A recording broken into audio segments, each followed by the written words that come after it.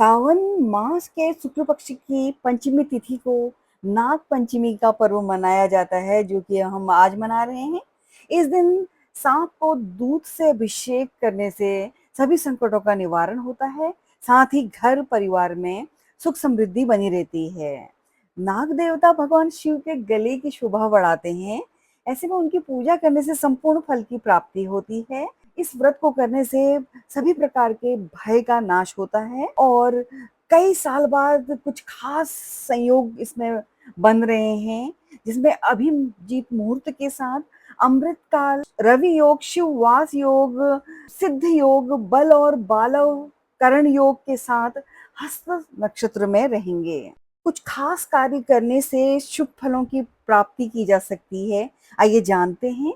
इस दिन आप दक्षिणावर्ती शंख की पूजा करें और फिर उसे अपनी तिजोरी स्थान में रखें। बहुत ही शुभ है। इससे सुख समृद्धि बढ़ती है। 5 सुपारी का उपाय करें, इससे रुके हुए कार्य बनते हैं। 5 पीली कौड़ी का उपाय कीजिए, इससे धन वर्षा होती है। पीली कौड़ी को आप दूध और गंगाजल से स्नान करके हल्दी लगाकर पूजा करें, फिर अपने तिजोरी में रख दें। इस दिन आप एक पेपर पर 5 नाग बनाएं, जिसमें शेषनाग, वासुकी, तक्षक, कोमार्क और पद्म नाम शामिल हैं। इनसे काल सर्प दोष का निवारण होता है। नाग नागिन का जोड़े को कच्चे दूध चढ़ाकर ओम नागिंद्रहाराय मंत्र का जप करें और इसे बाद में शिवलिंग पर चढ़ा दें। और चांदी की नाग नागिन की अंगूठी धारण करने पर भी काल सर्प दोष का निवारण होता है। जीवन की सभी समस्याएं दूर होती हैं। भगवान शिव का रुद्राभिषेक करें। इनमें विजया, अर्क पुष्प, धतूरा पुष्प, फल चढ़ाएं। दूध से रुद्राभिषेक करें। ऐसे करने से शिव की कृपा बनी रहती है। शिव को चंदन का तिलक लगाएं। सुबह शाम पूजा में कर्पूर से आरती करें, पितृ दोष दूर होता है। इस दिन मुख्य द्वार पर सांपों की आकृति बनाएं, जिसे गोबर या मिट्टी या गेरू से बना सकते हैं। इससे धन लाभ की प्राप्ति होती है। और इस दिन आप ओम नागेश्वराय नमः मंत्र का जप करें। ओम भुजंगेशाय विद्महे सर्पराजाय धीमहि तन्नो नागः प्रचोदयात् मंत्र का जप करें। इस दिन पूजा करने के साथ साथ इस पौराणिक कथा को अवश्य सुनना चाहिए, जिससे कि सभी मनोकामनाएं पूर्ण होती हैं। प्राचीन काल में एक सेठ जी थे, जिनके 7 पुत्र थे। सातों पुत्र विवाहित थे।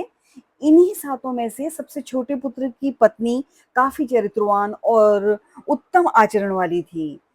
उनका कोई भी भाई नहीं था। एक दिन सेठ जी की सबसे बड़ी बहू ने घर लीपने के लिए पीली मिट्टी लाने को सभी बहुओं को साथ चलने के लिए कहा, तो सभी बहुएं दलिया और खुरपी लेकर मिट्टी खोदने लगी। तभी वहां एक सांप निकला। जैसे ही बड़ी बहू ने देखा तो उसे खुरपी से मारने की कोशिश करने लगी। ऐसे में छोटी बहू ने तुरंत उसे सांप को मारने से रोक लिया।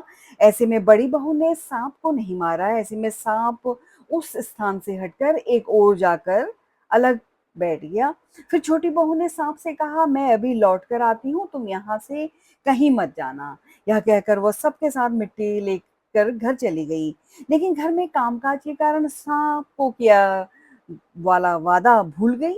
जब छोटी बहू को दूसरे दिन वह बात याद आई, तो वह सभी को साथ लेकर वहां पहुंची और सांप को उस स्थान पर बैठा देख बोली, सर्प भैया नमस्कार। सांप ने कहा, तो भैया कह चुकी है, इसलिए तुझे माफ कर देता हूँ, नहीं तो झूठी बात कहने के कारण तुझे मैं डस लेता। वो बोली, भैया मुझसे भूल हो गई है, क्षमा मांगती हूँ।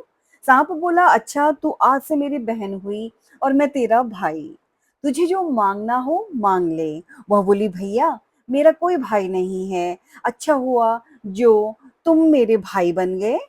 कुछ समय बीतने पर वह सर्प मनुष्य का रूप लेकर उसके घर आया और बोला कि मेरी बहन को भेज दो। सब हैरान हो गए, क्योंकि सभी जानते थे कि छोटी बहू के तो कोई भी भाई नहीं है। तो सर्प बोला, मैं इसका चचेरा भाई हूँ, बचपन में ही बाहर चला गया था। ऐसा सुनकर घर के लोगों ने छोटी बहू को उसके साथ भेज दिया।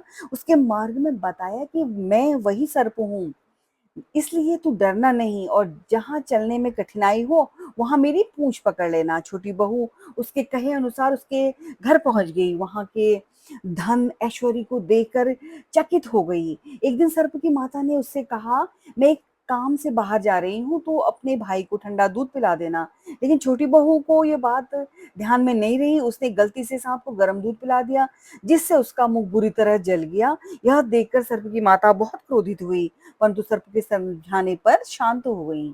तब सर्प ने कहा कि बहन को अब उसके घर भेज देना चाहिए। तब सर्प और उसके पिता ने उसे बहुत सा सोना, चांदी, जवाहरात, वस्त्र, आभूषण देकर उसको घर के लिए विदा कर दिया।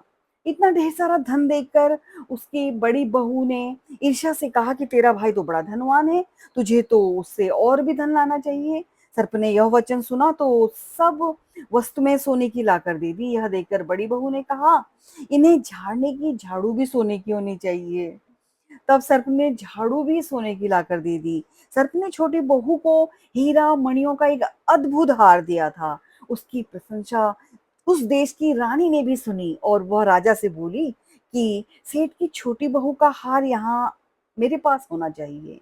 राजा ने मंत्री को हुक्म दिया कि उससे वह हार लेकर शीघ्र उपस्थित हो। मंत्री ने सेठ जी से आकर कहा कि महारानी जी छोटी बहू का हार पहनेंगी, वह उससे लेकर मुझे दे दो। सेठ जी ने डर के कारण छोटी बहू से हार मंगाकर दे दिया। छोटी बहू को यह बात बहुत बुरी लगी। उसने अपने सर्प भाई को याद किया और आने के लिए प्रार्थना की कि भैया, रानी ने तो मेरा हार छीन लिया है, तुम कुछ ऐसा करो कि जब वो हार उसके गले में रहे तब तक के लिए सर्प बन जाए, और जब वो मुझे लौटा दे तब हीरा और मणियों का हो जाए। सर्प ने ठीक वैसा ही किया। जैसे ही रानी ने हार पहना वैसे ही वो सर्प बन गया। यह देखकर रानी चिल्ला के उसकी चीख निकल पड़ी और रोने लगी। यह देख राजा के ने सेठ के पास खबर भेजी कि छोटी बहू को तुरंत भेजो। सेठ जी डर डर गए और राजा न जाने क्या करेगा। वे स्वयं छोटी बहू को साथ लेकर उपस्थित हुए। राजा ने छोटी बहू से पूछा, तूने क्या जादू किया है, मैं तुझे दंड दूंगा। छोटी बहू बोली, राजन, धृष्टता क्षमा कीजिए, यह हार ही ऐसा है कि मेरे गले में हीरों और मणियों का रहता है और दूसरे के गले में सर्प बन जाता है। यह सुनकर राजा ने यह सर्प बना हार उसे देकर कहा, अभी पहन कर दिखाओ। छोटी बहू ने जैसे ही उसे पहना वैसे ही हीरों मणियों का हो गया वह हार।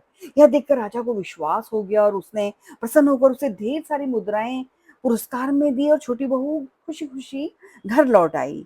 उसके धन को देखकर बड़ी बहू ने ईर्ष्या के कारण उसके पति को सिखाया कि छोटी बहू के पास कहीं से धन आया है। यह सुनकर उसके पति ने अपनी पत्नी से पूछा कि सही बात बता, यह धन तुझे कौन देता है। तब उसने सर्प को याद किया।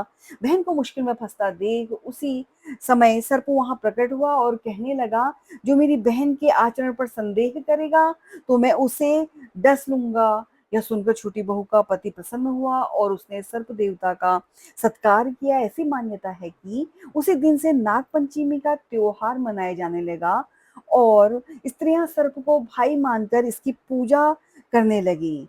आप भी नाग पंचमी के व्रत रखें और उत्तम विधि से पूजा शुभ मुहूर्त में कर जैसा कि मैंने ऊपर बताया है, उस मुहूर्त पर पूजा करें और विशेष लाभ पाएं। आप सभी को नाग पंचमी की अनेकानेक शुभकामनाएं। आप सभी के मनोरथ सिद्ध हों। श्री शिवाय नमस्तुभ्यम।